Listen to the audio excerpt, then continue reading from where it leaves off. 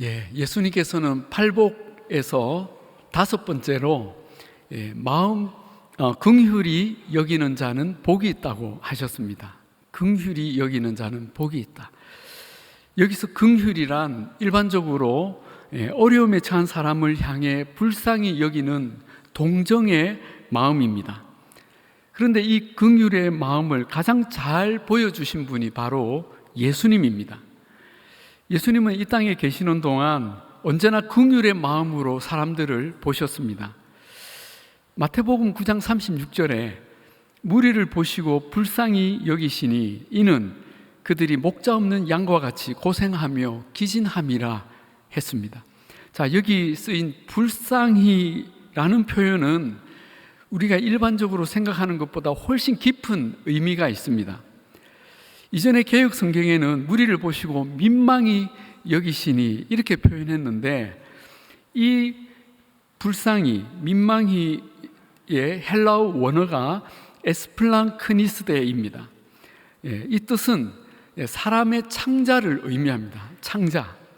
여러분, 불쌍히 여기는 것과 사람의 창자가 무슨 연관이 있을까요? 있습니다. 우리가 어떤 심리적인 고통을 받을 때 우리의 내장이 가장 민감하게 반응을 하죠. 그래서 어떤 분은 마음이 안 좋으면 배탈을 하거나 그 위염이나 변비에 걸리기도 합니다. 더 극심한 마음의 고통이 있을 때 우리는 단장의 고통이라는 말을 합니다. 여러분, 단장이 뭡니까? 단장의 미아리 고개라는 노래도 있는데, 창자가 끊어지는 듯한 마음이 그 고통스러운 상태를 단장이라고 하죠. 옛날에 중국 진나라에 환온이라는 사람이 있었습니다. 그 환온과 하인들이 숲에 들어가서 새끼 원숭이를 한 마리 잡았습니다. 그리고 배를 타고 강을 건너오는데 뒤늦게 알고 뛰어온 어미 원숭이가 소리를 지르며 펄쩍펄쩍 뛰는 것입니다. 그런데 그만 그 어미 원숭이가 픽 하고 쓰러지는 거예요. 죽은 것입니다. 그래서 그 환원과 이 하인들이 다시 그 강가로 돌아가서 살펴보니까 아무리 봐도 그 죽을 만한 상처나 이런 흔적이 보이지 않았습니다. 너무 궁금해서 그 어미의 배를 갈라보았는데 어미 원숭이의 창자가 마디마디 다 끊어져 있었다는 것입니다. 자기 새끼가 잡혀가는 그 상황에 너무 큰 심리적 고통을 받고는 그만 창자가 끊어진 것이죠. 그래서 단장이라는 말이 여기서 생겨난 것입니다. 그런데 우리는 이 상황이 왠지 공감이 갑니다. 사랑하는 자식이 고통을 당할 때 부모는 정말 이런 고통을 같이 당하죠. 자녀가 어떤 큰 질병이나 사고를 당해 죽음의 문턱을 오갈 때에 부모는 함께 사경을 헤맵니다. 자녀가 인생의 큰 실패나 좌절을 경험하고 낙심하여 쓰러져 울면 부모는 말도 못하고 피눈물을 흘립니다. 자녀가 장애를 입거나 인생의 어떤 큰 문이 닫히거나 잘못된 일을 당하면 부모는 밤낮 하나님께 절규합니다. 하나님, 저 아이 불쌍해서 어쩌죠? 저 아이 불쌍해서 어쩌죠? 그런데 정작 부모는 그 자식을 위해 해줄 수 있는 것이 아무것도 없습니다. 기도할 뿐입니다. 그러니 부모의 창자가 끊어지는 그 단장의 고통을 우리는 공감할 수 있습니다. 바로 이런 마음, 이런 고통이 에스플랑크니스데, 주님께서 자기 백성을 보시며 불쌍히 여기신 긍휼의 마음입니다. 예수님은 이 땅에 계시는 동안 자기 백성들을 보시며 늘 불쌍히 여기셨습니다. 마태복음 14장 14절에 예수께서 큰 무리를 보시고 불쌍히 여기사 그 중에 있는 병자들을 고쳐주시니라 했습니다. 주님은 백성들 가운데 수많은 병자들, 문둥병자, 중풍병자, 보지 못하고 듣지 못하고 말하지 못하고 걷지 못하는 장애인들, 온갖 질병으로 아파하는 사람들을 보시며 자기 자식처럼 불쌍히 여기셨습니다. 그뿐입니까? 귀신 들린 자로 표현되는 수많은 정신질환, 여러 가지 중독들, 가정에서 일어나는 수많은 다툼과 폭력, 이혼, 그로 말미암은 상처들, 분노들, 그리고 파괴들을 보시며 주님은 불쌍히 여기셨습니다. 그러나 그 모든 것보다 주님의 마음을 가장 고통스럽게 한 것은 그 백성들이 죄의 종으로 묶여 살아가고 있는 모습이었습니다. 그들은 목자 없는 양같이 고생하며 기진한 삶을 살고 있었던 것입니다. 여러분, 여기서 고생하며 기진한다는 이 말의 헬라어 원뜻은 사나운 맹수에게 당하여 찢겨져 죽게 된 상태를 가리킵니다. 이것이 고생하며 기진한다는 말입니다. 여러분, 우리 인생을 짓밟고 찢어 죽이려는 맹수가 누구입니까? 그렇죠. 사탄 마귀이죠. 마귀가 우는 사자와 같이 하나님의 백성들을 짓밟고 움켜쥐고 찢으며 삼키려고 하는 것입니다. 예수님이 그 백성들을 보시고 얼마나 기가 막혔겠습니까? 사람을 처음 창조하실 때는 보시기에 심히 좋았더라고 했습니다. 정말 아름답고 건강했습니다. 하나님의 기쁨이었습니다. 그런데 세상에 죄가 들어오고 사람들이 이렇게 병들고 상하여서 다 형편없게 된 것입니다. 여러분, 우리 주님은 이런 우리를 보시며 긍휼히 여기시고 더 아파하셨습니다. 예수님께서 팔복의 5번째 복으로 긍휼히 여기는 자를 말씀하신 것은 바로 예수님의 이 마음을 가진 사람을 가리키는 것입니다. 그런데 여러분, 우리가 예수님처럼 이 땅에서 그런 긍휼을 베풀며 사는 삶이 얼마나 가능한 일일까요? 조금 전 자녀를 불쌍히 여기는 부모의 마음을 얘기했지만 우리 주변에 고통받고 있는 모든 사람을 내가 그런 긍휼의 마음, 단장의 고통으로 긍휼히 여길 수가 있을까요? 그러기가 정말로 어렵습니다. 우리 사람은 생각보다 긍휼히 여기는 마음이 부족합니다. 어쩌면 너무나 모질고 잔인하기까지 합니다. 최소한의 양심도 외면하고 누군가의 고통에 눈 감는 일이 얼마나 많은지 모릅니다. 우리 사람은 생각보다 이기적이고 강팍합니다. 신앙을 가진 사람들은 좀 나을까요?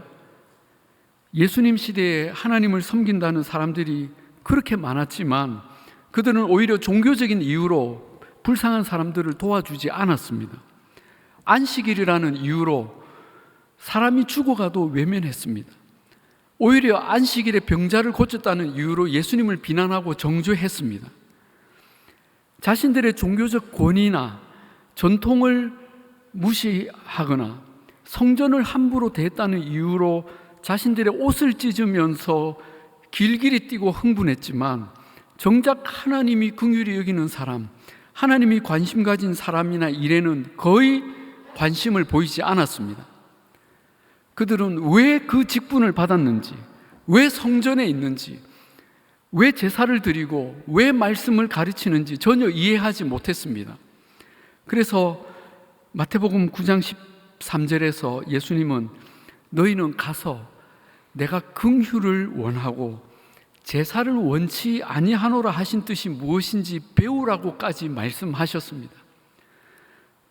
나는 긍휼을 원하고 너희들의 그런 제사는 받지 않겠다. 여러분, 신앙을 가졌다고 예배를 잘 드린다고 우리가 온전한 긍휼의 사람이 되는 것은 아닌 것 같습니다. 그렇다면 우리는 어떻게 해야 예수님처럼 긍휼히 여기는 사람이 될 수 있을까요? 이것과 관련해서 우리가 꼭 짚고 넘어가야 하는 것이 하나 있습니다. 그래서 오늘 본문에서 긍휼히 여기는 자는 복이 있나니 했을 때 이 긍휼히 여기다가 어떤 행위의 조건절이 아니라는 것입니다. 즉, 너희가 긍휼을 많이 베풀면, 너희가 구제사업을 많이 하면 복이 있을 것이다가 아니라는 것입니다. 이 긍휼히 여기는 자의 그 헬라어 원어가 정관사 호이와 긍휼이라는 뜻의 형용사 엘레에모네서가 합쳐진 말입니다. 그래서 정확한 번역은 긍휼히 여기면이 아니고 긍휼의 사람, 긍휼한 사람이 복이 있다가 맞습니다. 다시 말해서 긍휼을 베푼다는 어떤 행위가 아니라 긍휼히 여기는 인격, 그런 사람이, 그런 인격을 가진 존재가 복을 받는다는 것입니다. 그렇다면 여러분, 이것은 사실 더 어려운 말씀이 될 수 있습니다.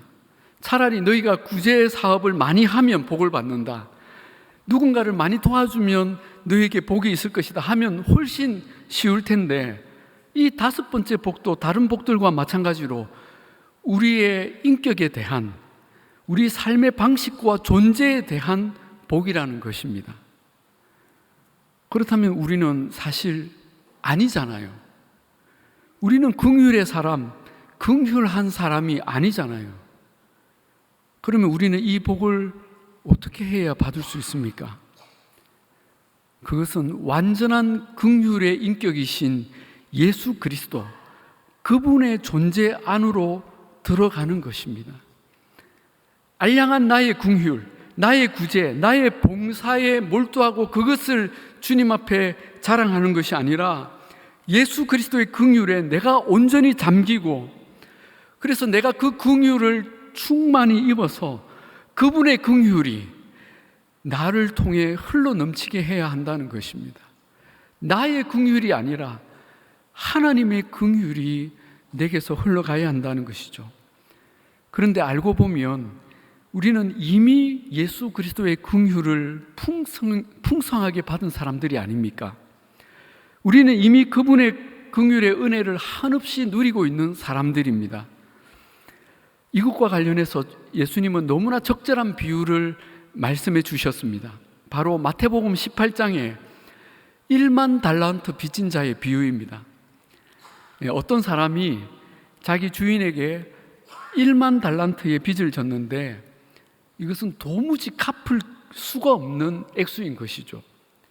1만 달란트를 굳이 우리 돈으로 환산하면 무려 6조 정도에 해당한다고 합니다.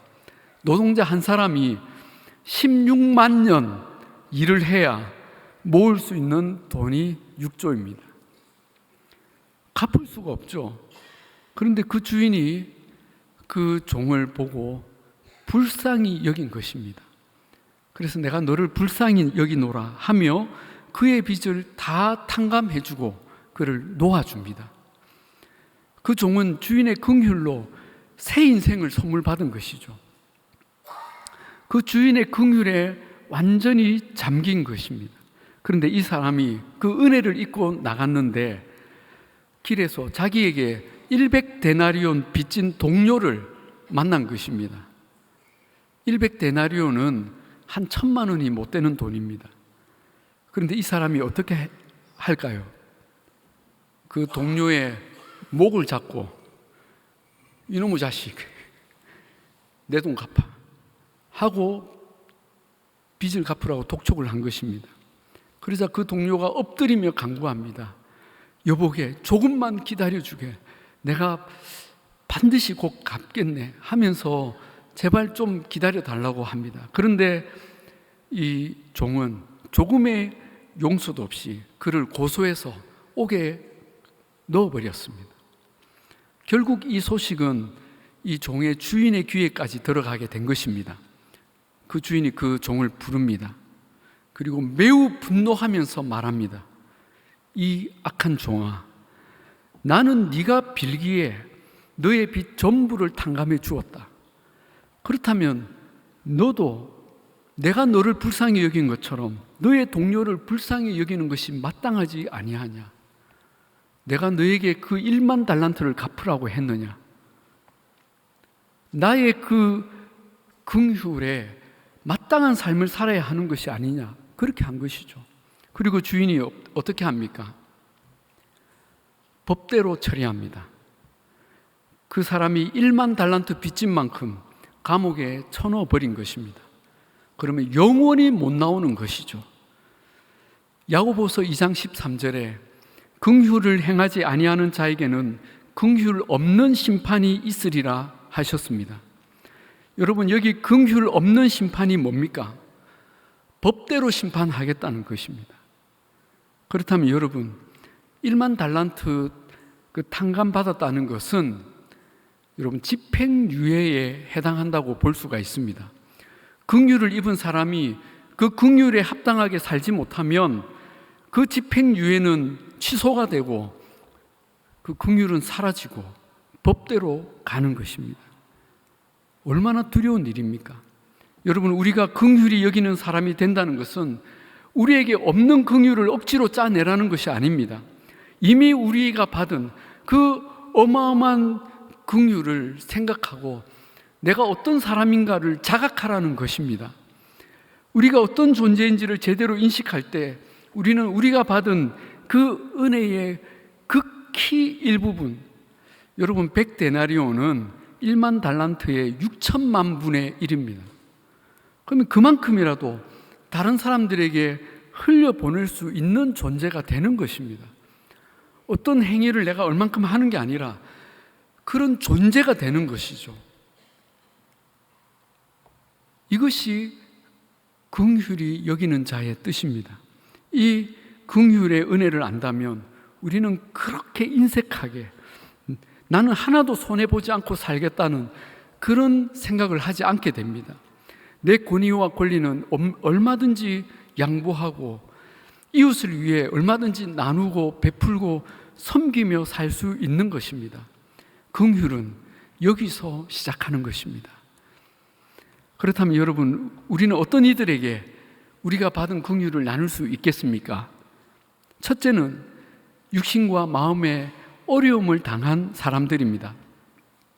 가난하고 병들고 아파하는 우리 이웃과 형제 자매들을 우리 주님의 마음으로 바라보고 그들의 아픔을 공감하며 주님이 하셨듯이 우리도 그들에게 긍휼의 손길을 내미는 것입니다. 주님 흉내를 내는 것이죠. 무엇보다 그분들의 형편과 고통을 돌아보며 함께 공감하며 아파하고 하나님께 기도할 수 있습니다. 하나님, 이 공경에 처한 자를 주님 어떻게 해야 하겠습니까? 하나님, 저를 도와주십시오. 그럴 때 주님은 우리에게 어떤 감동을 주실 것입니다. 네가 먹을 것을 주어라. 그들의 필요와 쓸 것에 네가 줄 수 있는 것이 있다. 그러면 기도 괜히 했네가 아닙니다. 우리도 힘들지만 우리가 주님의 마음에 공감하고 내가 가진 그 작은 것을 나눌 때에 주님은 우리 안에 말할 수 없는 기쁨과 은혜를 충만하게 또 채워주십니다. 할렐루야. 두 번째는 영적으로 어려움에 처한 사람들을 긍휼히 여기는 것입니다. 하나님을 알지 못하고 하나님과 원수가 되어 살아가는 사람들을 향해 긍휼의 마음을 품고 영적 부담을 가지고 그들에게 복음을 전하는 것입니다. 이 땅에서는 우리가 육신의 어려움을 당하는 것이 가장 커 보이지만 사실 몇 천만 배 더 끔찍한 일이 하나님의 심판을 받고 지옥에 갔을 때 일어납니다. 그것을 생각하면 우리는 기회를 얻든지 못 얻든지 복음을 전해야 합니다. 물론 포기하고 싶은 경우들이 있죠. 우리가 좋은 마음으로 전도를 했는데 우리를 욕하고 공격하고 우리를 부끄럽게 만드는 일들이 있습니다.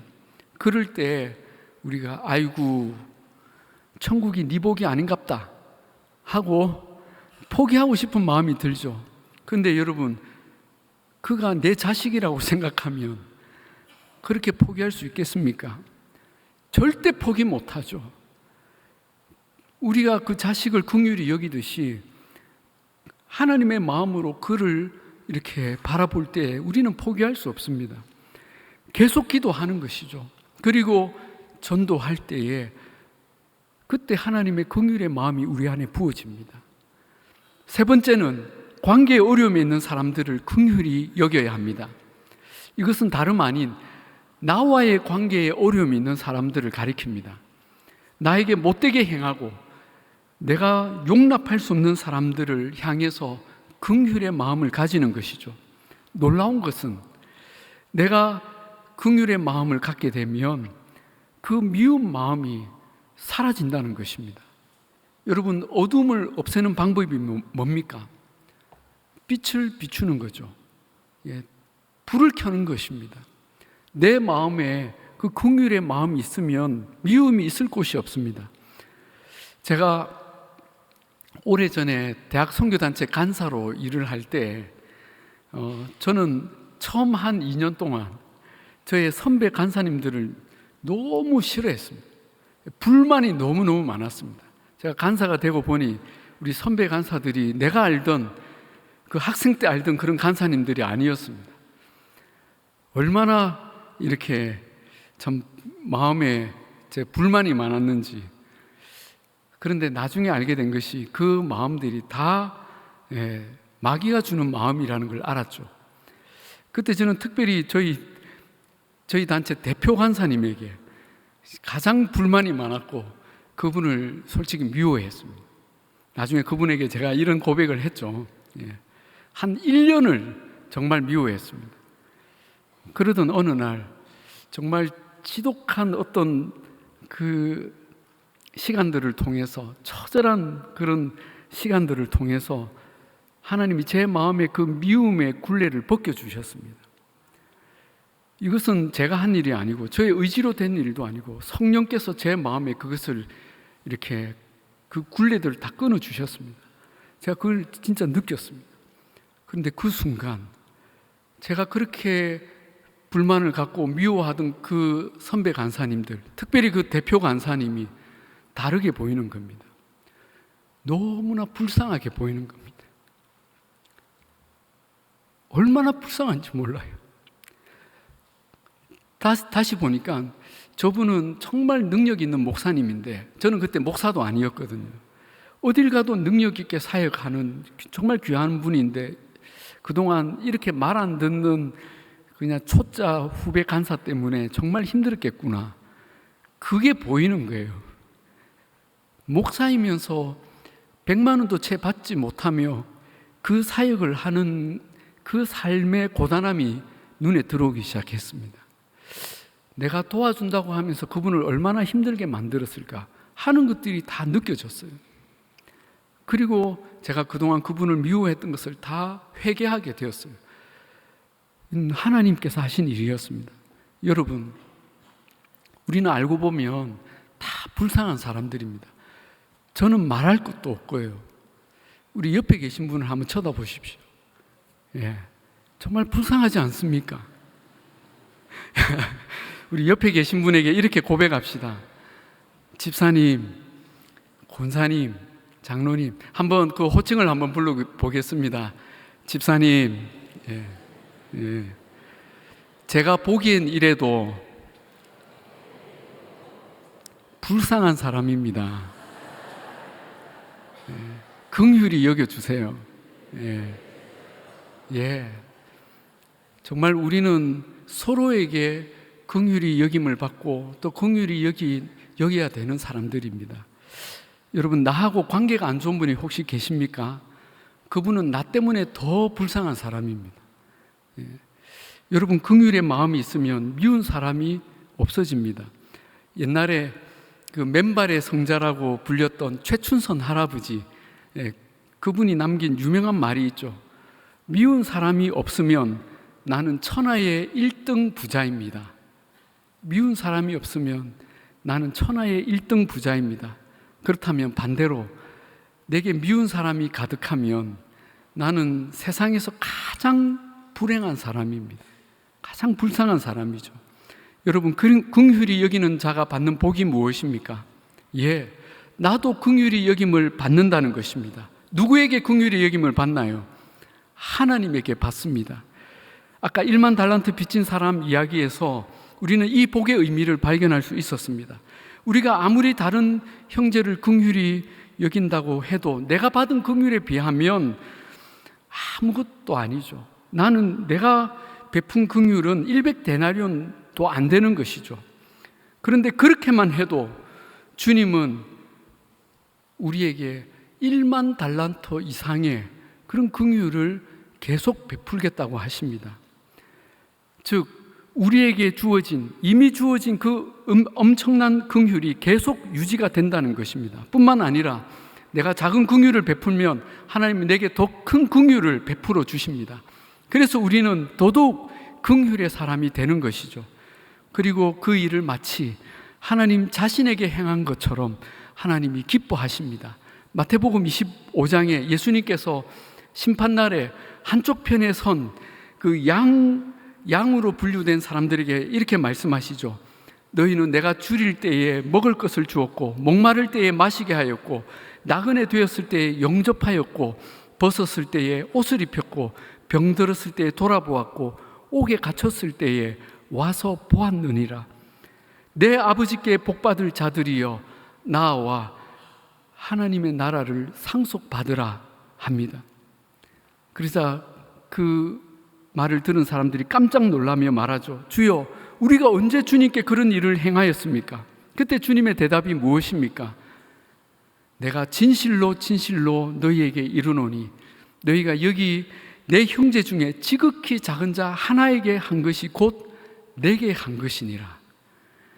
사랑하는 여러분, 예수님은 우리가 어려운 형제나 이웃을 긍휼히 여기고 행하는 일을 절대로 잊어버리지 않으시겠다고 말씀하십니다.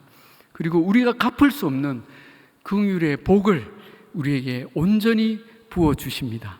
이러한 긍휼함의 복이 저와 여러분에게 가득 넘치기를 우리 주님의 이름으로 축복합니다. 아멘. 우리 이 시간에 함께 찬양하겠습니다.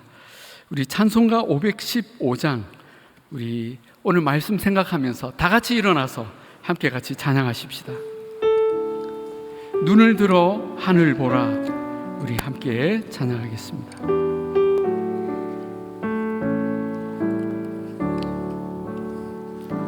눈을 들어 하늘 보라. 어지러운 세상 중에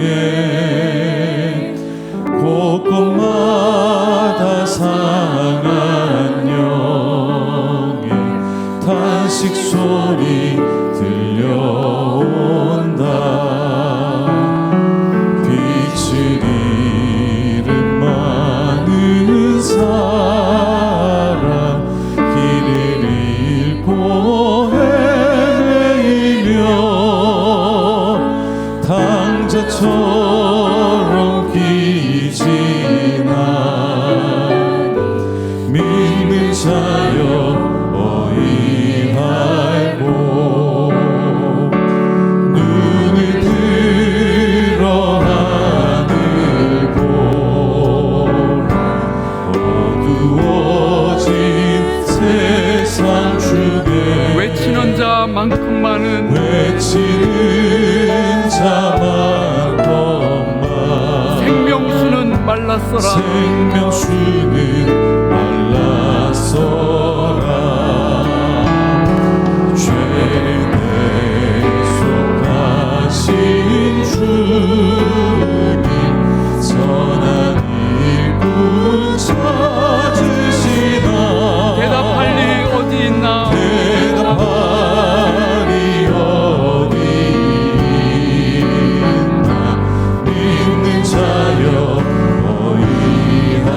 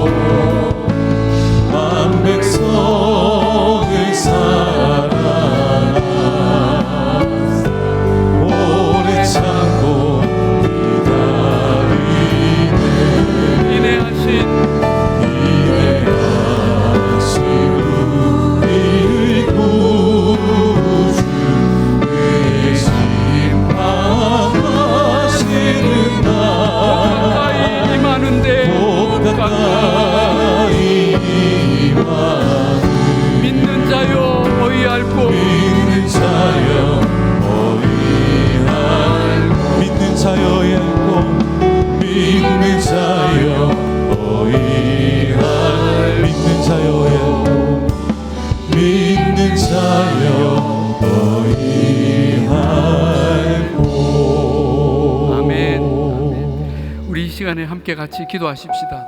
하나님, 제가 긍휼히 여기는 사람이 되기를 원합니다. 그런 존재가 되기를 원합니다. 그것을 위해서 내가 더 마음이 가난해지고 애통하고 온유하고 의에 줄이고 목말라서 하나님의 은혜로 충만한 복을 받게 하여 주옵소서. 그래서 주님의 그 긍휼이 내게 흘러넘쳐서 이 세상에 어떤 사람이든지 그들을 향해 긍휼히 여기며 그들을 위해 베풀고 나누고 섬기는 사람 되게 하여 주옵소서. 특별히 하나님과 원수가 된 사람들에게 복음을 전하며 그들의 영혼을 살리는 사람 되게 하여 주옵소서. 믿는 자여 오히할고 주님이 부르실 때 제가 여기 있습니다 하고 나서서 섬기는 자가 되게 하여 주옵소서.